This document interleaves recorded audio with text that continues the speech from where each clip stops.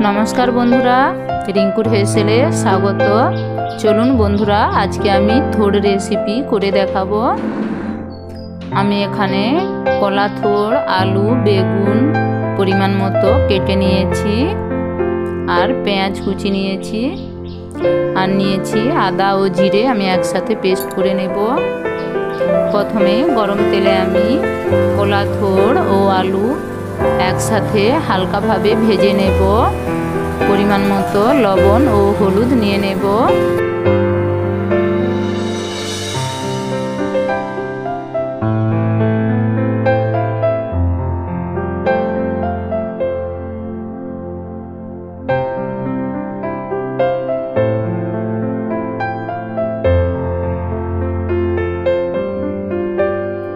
আমি 3 মিনিটের জন্য ঢেকে দেব।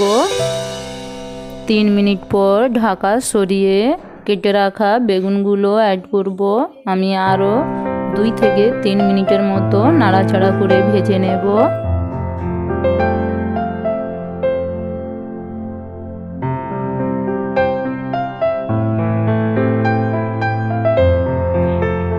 ভাজা আমার হয়ে গিয়েছে। এবার আমি এর মধ্যে পরিমাণ মতো জল ও কাঁচা ছোলা নিয়ে নেব। আমি আরো 5 মিনিটের জন্য সেদ্ধ করে নেব।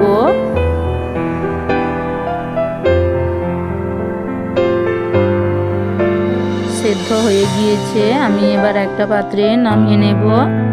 আমি আবারও তেল নিয়েছি পরিমাণ মতো। আমি সামান্য পরিমাণ 5 ফোড়ন ও একটা শুকনো লঙ্কা নিয়ে নেব। সঙ্গে পরিমাণ মতো কাঁচা পেঁয়াজ নিয়ে নিচ্ছি, হালকা ভেজে নেব।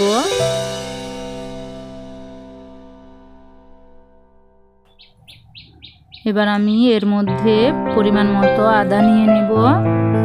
আদা পেঁয়াজ আমি একসাথে ভেজে নেব।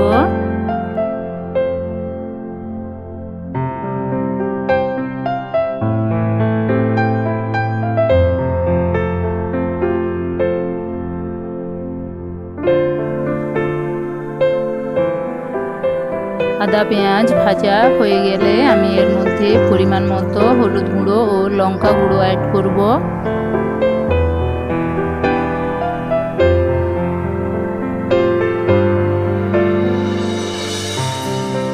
এবার আমি এর মধ্যে সেদ্ধ করে রাখা আলু থোড়টা নিয়ে নেব। সামান্য পরিমাণ জল অ্যাড করব। হালকা নাড়াচাড়া করে আমি আরও 5 মিনিটের জন্য ঢেকে রান্না করে নেব।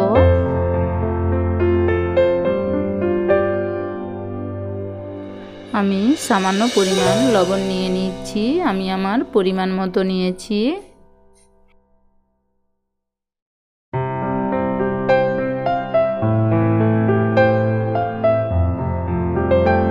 পাঁচ মিনিট পর ঢাকা সরিয়ে নিয়েছি।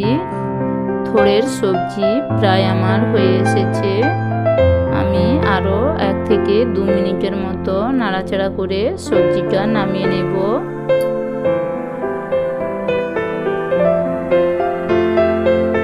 থোড় থেকে জল প্রায় শুকনো হয়ে গিয়েছে। আমি একটা প্লেটে নিয়ে আপনাদের দেখাচ্ছি। বন্ধুরা এইভাবে ছোলা দিয়ে আলু থোড়ের সবজি বাড়িতে খুব সহজেই বানিয়ে নিন। একেবারে সুস্বাস্থ্যকর ও উপকারী এক রেসিপি। বন্ধুরা আজ তবে এতটাই, আবার দেখা হবে নতুন কোনো রেসিপি নিয়ে।